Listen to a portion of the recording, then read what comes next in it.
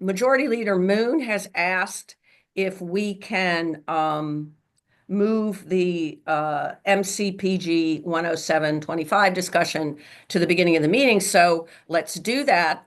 And if there's no objection, we will begin.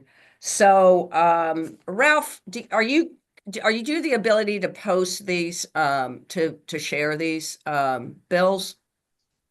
I certainly can, yes. Okay. So Ralph is gonna post the bill. Let me just say, this bill requires the Montgomery County Council and Prince George's County Council to grant exemptions from the system development charge imposed by WSSC for specified properties and projects. It will require Montgomery County to approve applications for the exemptions on first come, first served basis until the maximum annual limit, including any other unused funds from previous years. And that's important because there are a lot of unused funds here. So we requested a fiscal note on this bill. And the bottom line is that WSSC finances would not be directly affected by expanding the eligibility for exemptions from the system development charge because there's already money that hasn't been spent. So there really is no fiscal impact with this bill. However, I believe that you received yesterday, just as I did, an amendment proposed by the county executive to this bill. And obviously, we haven't had time to have this amendment drafted by DLS, but there is pretty specific language in the amendment that says, I'll just read it to you. For publicly sponsored or affordable housing projects on or before October 1st each year, Montgomery County shall report to the members of the Montgomery County delegation to the General Assembly in accordance with Section 21257 of the state government article of exemptions from the system development charge in Montgomery County required under subsection B1 of this section for the current and immediate preceding fiscal year, including the process used to identify the projects, the number of projects receiving exemptions, and the number of publicly sponsored or affordable housing units included in each project. I believe in that, accompanying that amendment was an explanation from the county executive why they feel that this is necessary. So I'm going to call, let's take up the amendment first, and I'm going to call on Kathleen Butcher to explain what the county executive's position is on this bill. So thank you, Madam Chair. Good morning, everyone. First of all, I just wanted to clarify, Delegate Foley, that when you're introducing the bill, it is true that current law applies to both Montgomery County and Prince George's County with regard to system development charge. You kind of mentioned both of them. This particular bill is only amending provisions that relate to Montgomery County, just as a heads up there. Correct. I forgot to mention that. You're right. Yep, no worries. The amendment, so Delegate Moon's bill includes a requirement for an annual report to the delegation on the system development charge. And the language that's already in there speaks about an annual report on the process and some particular pieces of information that should be there. What this amendment is coming from our Department of Housing and Community Affairs, because what happens is, if it's a project relating to affordable housing, it's the eligibility is actually determined by DHCA, and it's an automatic process that when DHCA is working with affordable housing projects and there's county money involved, it's sort of automatic that DHCA is looking to see, that if these projects go through, they'll be eligible for the SDC exemption process. So this language came from DHCA just to clarify that because the process is a little different for housing, projects. The annual report just has a few, clarifies what is going to be in the annual report with regard to projects that qualify for the SDC exemption because of affordable housing. Okay, thank you. And Kathleen, could you do me a favor and please, for people who don't know, please identify what DHCA is? Oh, sure. So. No, just say what it means. Just say what it means. What the, Oh, sorry, what the initials stand for. Oh, I thought I already did. Department of Housing and Community Affairs. Okay, thanks. Thanks. Sure. Absolutely. No, acronyms are tough. Yeah, no, that's okay. Let me just, just to be clear, this is the position of the county executive, correct? It is, that's correct. The county council has not yet taken a position on the bill. Okay. Delegate Moon, do you have an opinion about the amendment? Sorry, let me get on camera. I'm in the lounge at the moment. And I apologize, I have to jump in just a few moments to meet with the gov. But on the amendment, no, I don't have, so this bill is intended to be helpful to the people who administer the program. And that's split between the county in ways and WSSC. And so whatever amendments they think make this, the goal of the bill more implementable, I'd say go for it. And just to give you some very, very brief background on why I think the reporting component of this bill is important. Basically, 7 years ago, I accidented upon the existence of this program, which is basically a pot of money that MoCo and Prince George's have to waive pretty expensive water and sewer hookup fees for new development projects. Traditionally, that pot of money, $500,000 a year or so for each county, has been used for affordable housing, senior housing, and the nebulous category called revitalization. And the councils get together every year and pass a resolution bringing specificity to who should get these exemptions. When Prince George's was messing around with this 7 years ago, we took a closer look at what Montgomery was doing because there was so much money being unused and left on the table every year. So it just rolls over, and it's not going to help anyone. So we expanded it 7 years ago in the county delegation to also be eligible for childcare and youth rec facilities. And Pam Queen had an amendment to add in developmental disability, I think, something like that. Anyway, we let the bill lie, checked back 7 years later to see how it was doing, and discovered that none of those new categories we put into law 7 years ago were getting the exemption.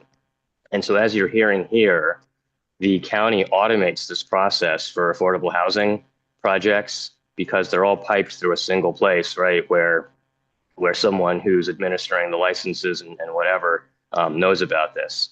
So the obvious thing to do would be to replicate that for the other agencies, but we didn't want to make such a cumbersome process codified into law.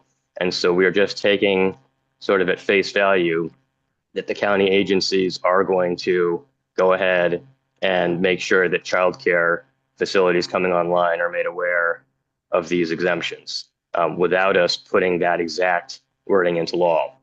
So the backstop on that is, instead of doing that, we'll get a report from the county delegation on who's getting all these exemptions every year. So we'll at least be alerted if there's a problem and people are not continuing to get these exemptions. So underneath all of this, WSSC is agreeing to update their website and application forms to add this childcare facility information in. And the county is agreeing to have their agencies try to inform applicants of the availability of these funds. So the other thing you should be aware, this bill is changing some of the wording in the process because it seems when we put this beast into law years ago, people thought this was going to be a competitive process, that the money would get used up. And so it reads kind of like a grant application process. You know, the council will decide, it'll, make determinations, but really none of that's happening. So the money can just go out, first come, first serve, to whoever shows up and is eligible. We also discovered that one of the reasons why childcare facilities weren't getting the exemptions is because we changed the wording 7 years ago for childcare facilities. It says something like, you get it if the owner of the facility gets the exemption. But many of these childcare facilities do not own their property. They're leasing. And so they were ineligible. So we deleted that language. Anyway, we could make endless changes to make this bill, this program more effective, but this is the jump off point that we put before you today. Okay, great. Thank you, Delegate Moon. And just before you jump, I see, and Delegate Solomon has his hand raised. And if any other members of the committee have a question for Delegate Moon, now is the time. Delegate Solomon. Thank you, Madam Chair, and thank you, Delegate Moon. I don't know if this is so much a question for you, or maybe it's a question for Kathleen and the other county folks that are here. Having worked with childcare folks extensively, I know obviously there's a bazillion hurdles, and obviously the business aspect of things is often the sort of newest part for a lot of folks who are lifetime educators. Is there any possibility? I mean, is it even feasible to do sort of a retroactivity? And maybe there already is, but do you have sort of a year time frame from the opening of a business to go back and get it? I worry even with more productive outreach, people still won't, in the vast amount of stuff that folks have to do when opening a new business, they may still not be able to do it. But if you have a year, sort of like your taxes, you have usually within a year of whenever the cost is incurred to go back and file it. Does that exist presently, or could we set up a system like that? Yeah, thank you, Delegate Solomon. As you noted, we do here on the call have representatives of the Department of Permitting Services, or we call that DPS, also DHCA, and also County Council. We have Keith Lubchenko here from the County Council, because it's actually the County Council that sets an annual aggregate cap every year, which is $500,000 for these exemptions, and then individual caps on different eligible projects. Just wanted you to know those staff are on here if we have questions. With regard to your specific question about retroactivity, I'm going to give you what I believe is the answer, but invite our DPS representatives, and that might be Asan or Victor. It's my understanding that there sort of is a retroactivity in the sense that if a project has not realized it's eligible, that when they do, I don't believe there's a deadline in terms of application process. Asan or Victor, could you clarify whether I'm correct? Go ahead, Victor. Hi, Victor Salazar. I'm the Division Chief for Zoning at DPS. I'm actually going to punt over to my colleague, Barbara Sutter. She sat in on more of the internal technical discussions. I sit at a little higher level. And so I want to see if Barbara, if any of our discussions internally included the retroactive element of the bill. Barbara? Yeah, WSSC's worked with me, and I actually just do the process. I take them and I forward them to get approved, and then they come back to me and I forward them to WSSC. But yeah, we have retro before. Someone's gotten their permit and didn't realize, and WSSC did go ahead and do the retro. Okay, thanks. Is that okay? Well, I guess the answer to that is from DPS, yes. Okay. we do have a retroactive mechanism. Yeah. Thank you. Delegate Queen. Hi, just a quick question. I'm sorry, I may have missed this. Is this bill intended to be statewide? Because I thought the child care bill was all related to the state. Are we just doing it for Montgomery County, or did we implement things differently? Can somebody help clarify that for me? This particular bill only applies to Montgomery County. The system development charge system that is set up in state law and then administered in different ways by the Prince George's County and Montgomery County Council and executive staff. Okay. The bill is applicable to both Prince George's and Montgomery County. So we're just speaking about the system development charge for WSSC. Yeah, Gotcha. It's applicable. Circling back around with Kathleen's earlier point that you may have missed, Delegate Queen. It's applicable. The bill is Montgomery and Prince George's, but the provisions we're changing are only applicable to Montgomery. Any other questions? Monica, I saw that you had your hand up. Monica from WSSC, did you want to add anything? No, just the fact that I wanted to thank Delegate Moon for working with us to ensure that we were cooperative with his intent, but also that as part of the application process, we already have those categories laid out. But we're going to look for ways to enhance our communication to anyone who's looking for that information. Thank you. Okay, great. Thank you. Delegate Kaiser? Thank you, Madam Chair. I had a question. I missed something, and I missed something at the beginning. We're talking about childcare. We're talking about this. We're talking about that. I'd like to understand. I missed something fundamental about the system development charge and what's actually happening to it. Are we raising the amount, or we're just allowing another use for it? I'm sorry, this is so fundamental. Kathleen? Sure.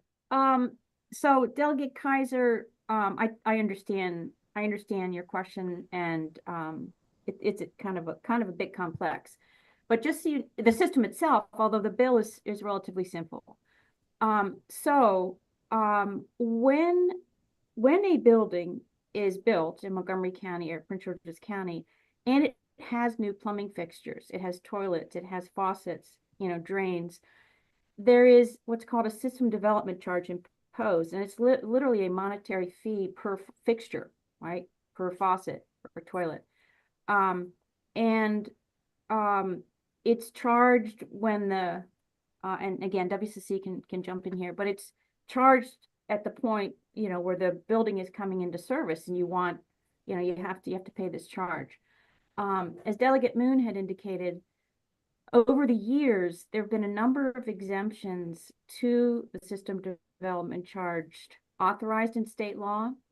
So, for example, there's a mandatory, it's sort of required that the councils provide an exemption, partial or full, for affordable housing projects.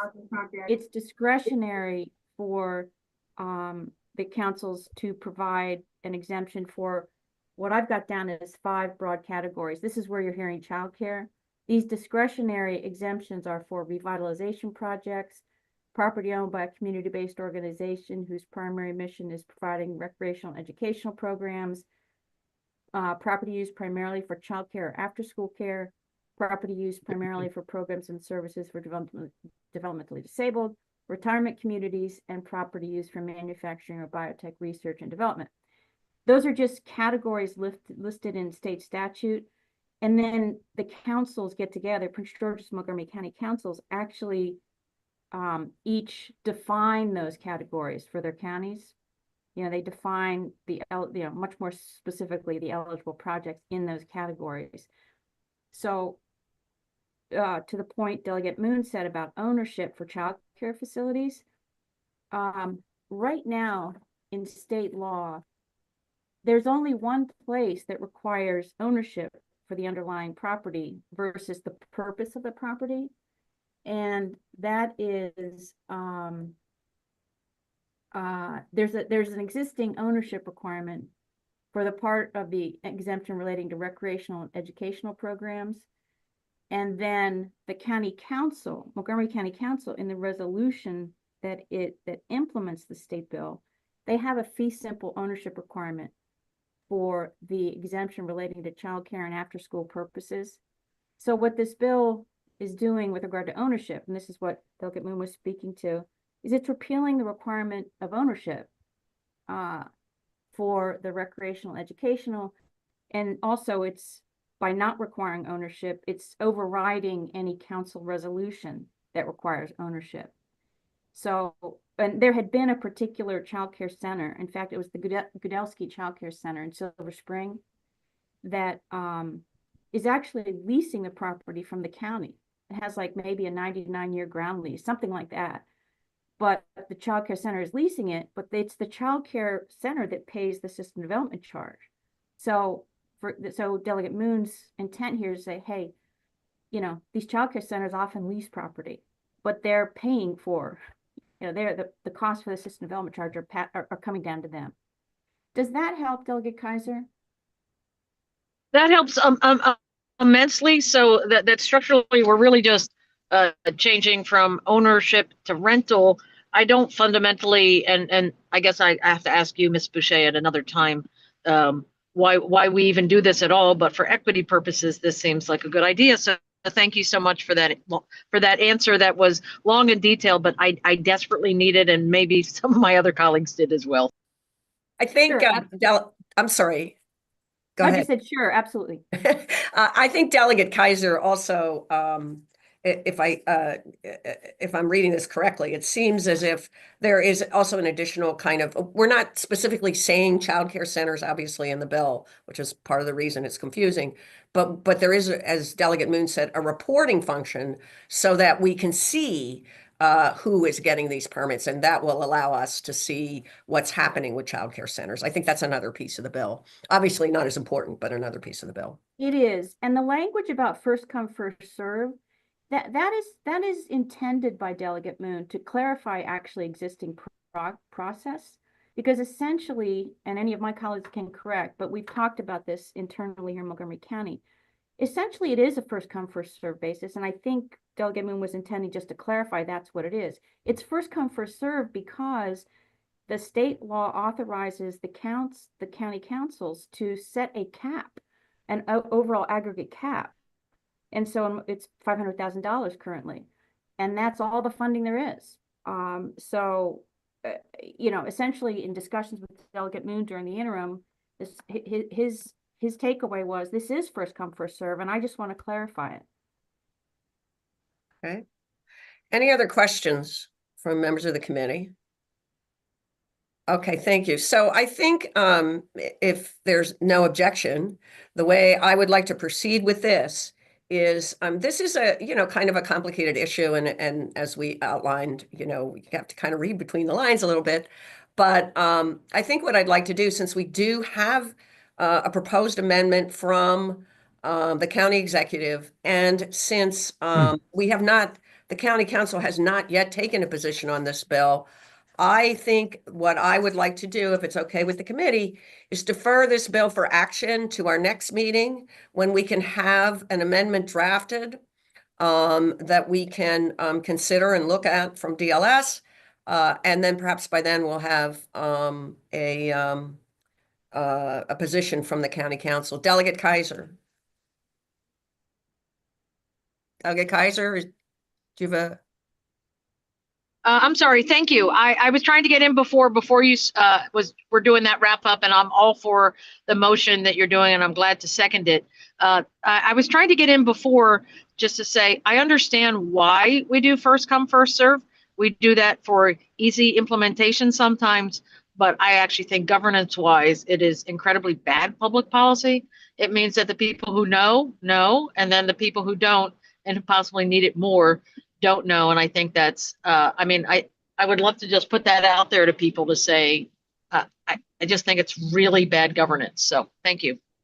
Okay, thank you, Delegate Kaiser.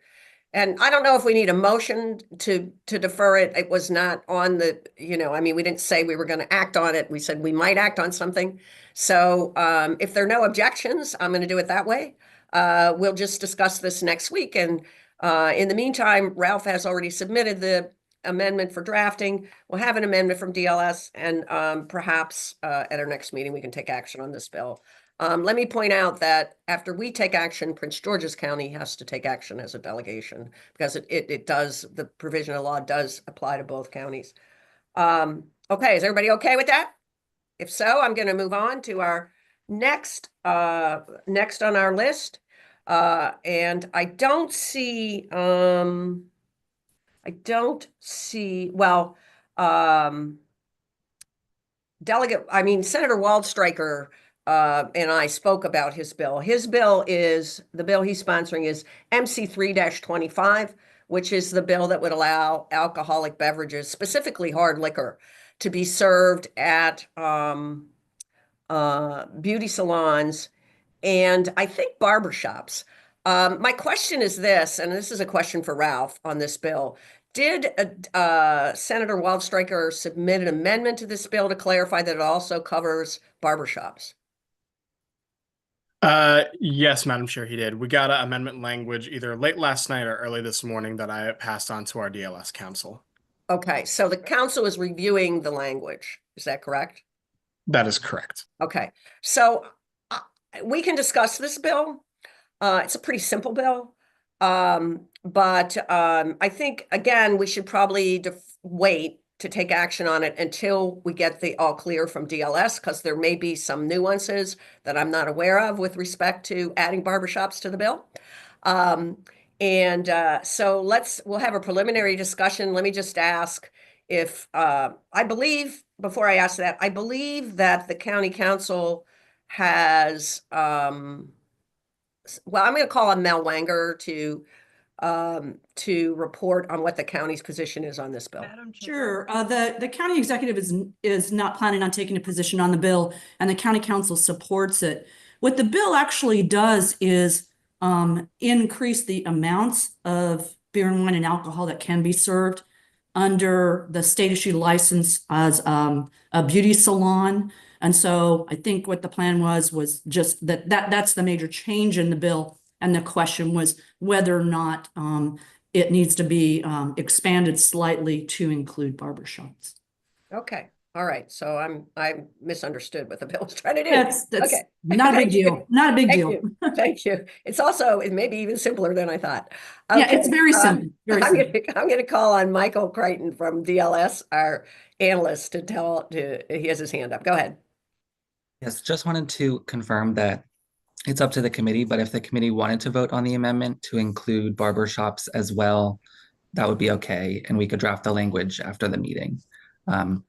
Again, up to the committee. Okay, thanks. Thanks for that input. So it sounds like it's a pretty simple change. Delegate Fraser Hidalgo. Thank you, Madam Chair. Just to be clear then, what this does is it increases the amount that can be served to an individual.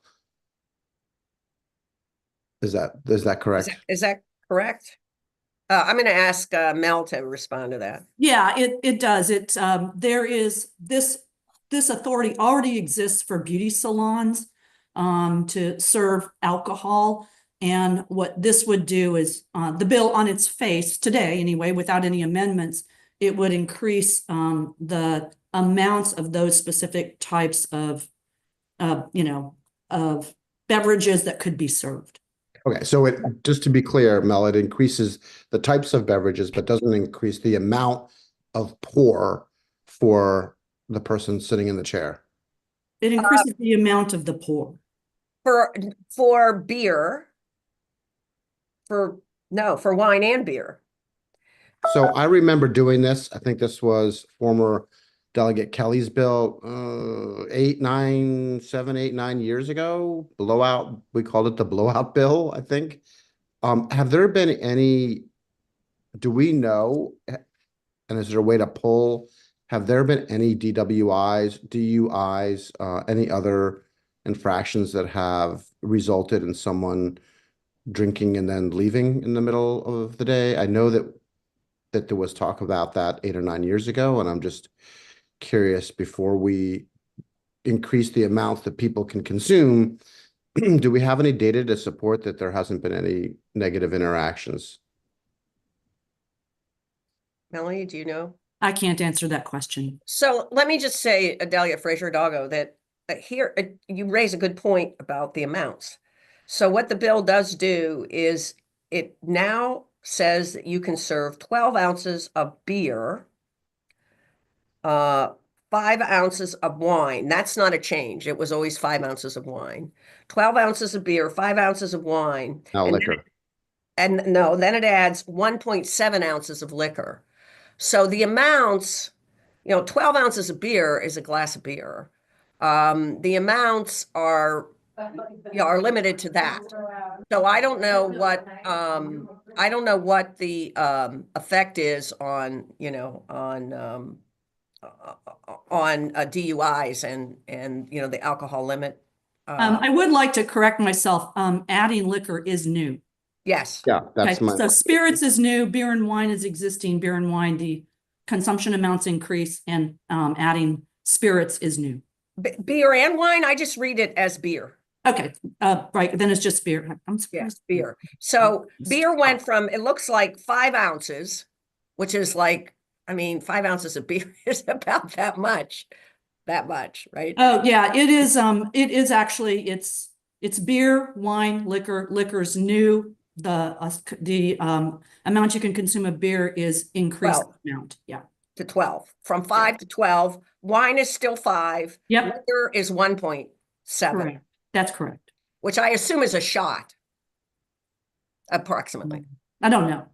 But I think you, having said all that, I think Delegate Fraser-Doggle, you do raise a good point, and I don't know if there's, would the county even have any data on something like that? I do believe that we have data on how many licenses we've issued to beauty salons under this, but I could pursue this. I don't know that that we have information about the connection, but I'm glad to check with our police department on that. Thank you, Mel. I think it would probably be hard for them. It probably wouldn't be a data point that Right. you could just search through a database to go, oh, okay. I'm curious because we've really kind of liberalized a lot of these laws over the last 10 years. And I remember 8 or 10 years ago, I was getting a little bit nervous about them. And then we're like, well, let's just vote for them and let's let it prove out. Let's see what happens. And so I don't know that we know what has happened. I would like to hope that nobody has become overly intoxicated, jumped in their car and driven to go pick up their kids and got a DWI because they were getting a hair blowout, and and then this is going to increase those possibilities. So it just makes me, I think they're just good questions to ask. That's all. I agree. Thank you. Thank you, Mel. Sorry to add work to your load. No, that's my job. No problem at all. Anybody else, any of the other members of the committee have a question for about this bill? So as Michael said, we could vote on this bill today, but it seems like Delegate Fraser-Doggle and others perhaps would like to see some data before we vote on the bill. Is that correct? Is it the sense of our committee that we also want to maybe delay action on this bill?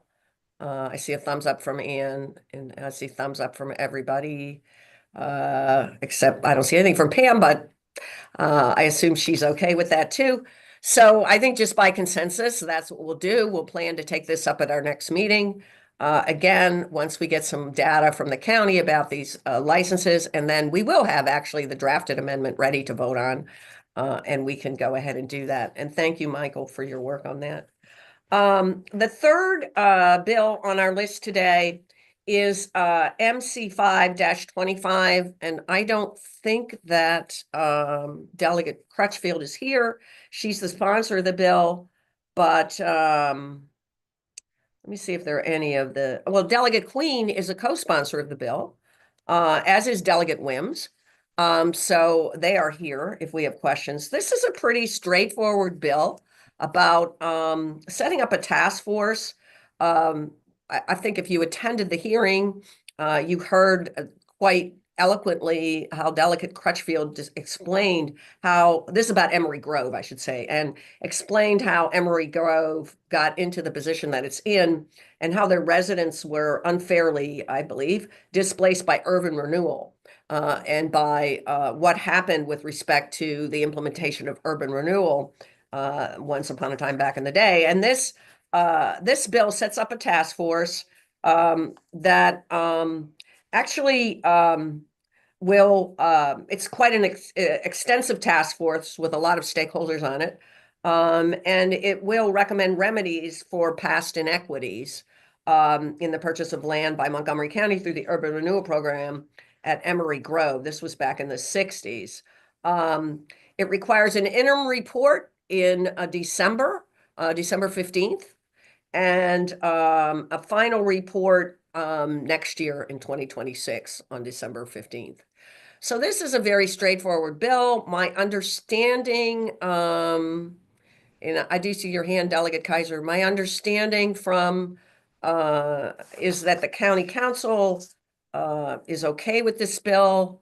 Mel, do you want to just really quickly just tell us what the position of the county is on this bill, Mel or Kathleen, Kathleen, I don't think Kathleen's still on. Mel, if you want to tell us what the position of the county is before I call on Delegate Kaiser, just really quickly. Yeah, I believe Sarah Morningstar, is Sarah Morningstar on the call? She is, yes.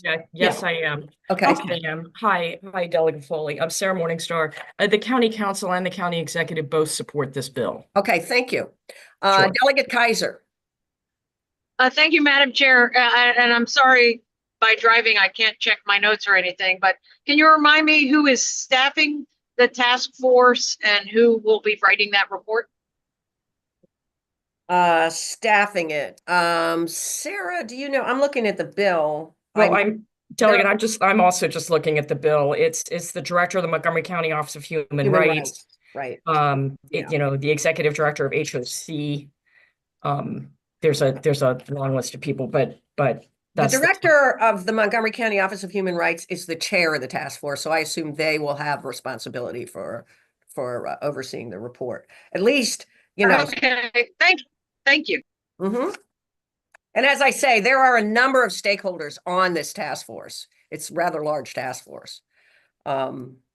So we could take action on this bill today, I think, since it's a task force bill. The county government, both branches of the county government are good with the bill. They support the bill. I don't know whether there's anything else to add here. If Delegate Kaiser, did you have another question, or is your hand just raised from before? Sorry. That's all right. No question. Just want to make sure all questions are taken care of here. So if you folks are so inclined, I think we do have a quorum here. 1, 2, 3, 4, 5. Yes, we do have a quorum. We can take action on this bill today if we're so inclined. Would someone like to move the bill? Madam Chair, I'll be honored to move the bill for. Okay, moved by Delegate Wims and Delegate Frazier Hidalgo. Are you seconding the bill? I mean, seconding the motion? Sounds good to me. Thank you. Okay, so move that we report the bill out favorably from this committee by Delegate Wims, seconded by Delegate Frazier Hidalgo. Is there any further discussion on the bill? Hearing none, we're ready to take a vote. To vote, your camera must be on. So I do need Delegate Queen or Delegate Kaiser to turn on their camera. Please. Thank you. Okay, so all in favor of the bill signify by saying aye or raise your hand. Aye. Aye. All right, any opposition to the bill? Okay, thank you. The bill we are reporting the bill out favorably, and we may take it up tomorrow. I haven't talked to our delegation chair, but thank you very much for that. Okay, I think that is it for today. Are there any questions, comments, suggestions from anyone on the committee about anything? Hearing none. Okay, so we're going to keep this time at 8:30 on Thursday mornings by Zoom. Let me just mention that tomorrow we do have another bill, a late bill, that will come before this committee if the delegation decides to take it up. It is a bill related to parking and the Purple Line.